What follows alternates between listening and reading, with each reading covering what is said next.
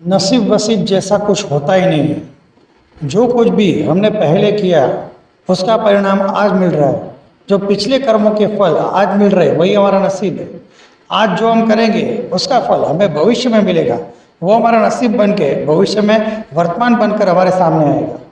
तो अगर जीवन के आखिरी समय पर हमने कोई कर्म किया तो उसका फल क्या, ये तो रूल्स टूट जाएगा।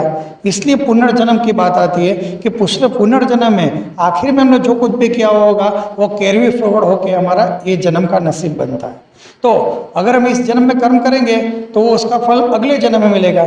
अगले जन्म के अंत समय में कोई भी कर्म किया हो तो नया जन्म धारण करना पड़ेगा। इस तरह जन्म मरण का चक्रव्यूह चलता ही रहता है। उसके अंदर से कोई बाहर निकल ही नहीं सकता।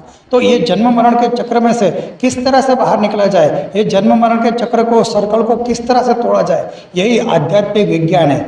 इसके चक्रव्यूह को तोड़ने के लिए भगवद गीता ने 3 रास्ते बताए, ध्यान योग, कर्म योग, भक्ति योग।